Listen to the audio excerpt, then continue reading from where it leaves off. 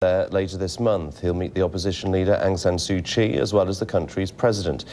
But his visit comes as ethnic violence continues in Rakhine, where clashes between Buddhists and Rohingya Muslims have forced more than 100,000 people from their homes and left dozens dead.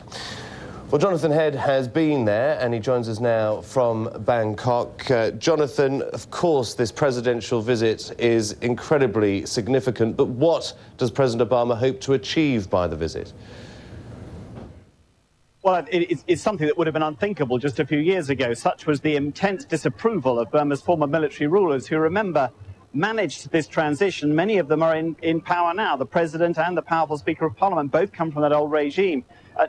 This is a sign of how much the American government, on top of all the other Western governments that had been pressing Burma, want to encourage this unexpected transition process towards democracy. It has surprised everyone how committed this new government appears to be, a product though it is of the old military regime, how committed it is to transformation, to a new era. And there's no doubt, that the level of encouragement that's required is immense, because this country needs everything. It's been isolated for so long. They're lacking in technical knowledge. They're chronically lacking in investment. And because of the speed it's happened, we're still not really sure how strong the fundamentals are behind this transition that started. All of those will be helped by the aura of a US presidential visit. But remember that there are strategic concerns too. Mr. Obama is visiting other Southeast Asian countries.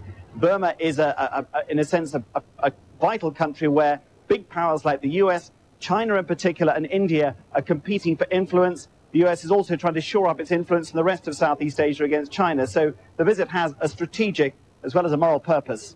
You've just got back from Rakhine State, I believe, which has been ravaged by ethnic violence, a sign perhaps that there is still a long way to go when it comes to Burma's reform. It is a really dreadful situation there. We have two communities deeply mistrustful of each other, now totally segregated. One of them in particular, the Muslim community, have lost huge numbers of their neighborhoods. They're confined almost to ghettos. It's a chronic situation. There is aid getting in, but it is not enough. This is now a long-term problem. It's a sign of the sort of bubbling tensions and deep conflicts that have been buried by repression for years that may now bubble to the surface in this transitional era. The Burmese government is being blamed by some communities for stirring it up, for mishandling it. It is struggling to get a handle on it now, but it lacks experience. It's worth remembering there's one politician, of course, in Burma who does have almost unique moral stature, who her stature straddles all these communities, and that, of course, is Aung San Suu Kyi. But up to now, she's been relatively quiet on this issue and very, very cautious. I was able to catch up with her a few days ago and pushed her, really, whether she was willing to take a stand in particular on the lack of citizenship recognition for the Rohingya minority. You're not used to getting press criticism, but you must have noticed the comments in the international media saying, I've always saying that you failed on this account because you haven't spoken out. Oh, I won't speak out. And if people think that this is a failure, I'm ready to accept it. Could you have exceptional moral leadership here? You're urging for tolerance, for accepting of people who are disliked. I'm urging tolerance, but I do not think one should misuse one's moral leadership, if you want to call it that, to promote a particular cause without really looking into the basic, the sources of the problems. I know that people want me to take one side or the other, so both sides are displeased because I will not take a stand with them.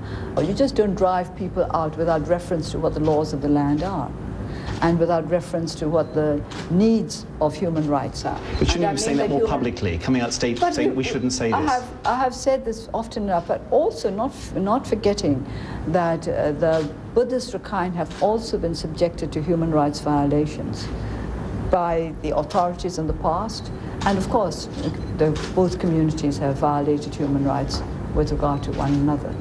And we need rule of law in the sense that any violations of human rights or of the law must be dealt with quickly and in line with the basic norms of justice. That is to say, justice must not only be done but seen to be done, so that people will feel secure that their rights are going to be protected.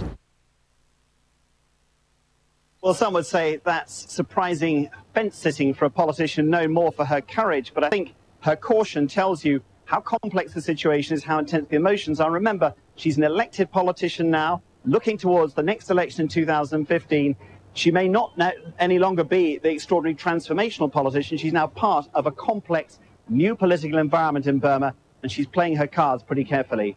Jonathan, thank you. Jonathan Head there in Burma.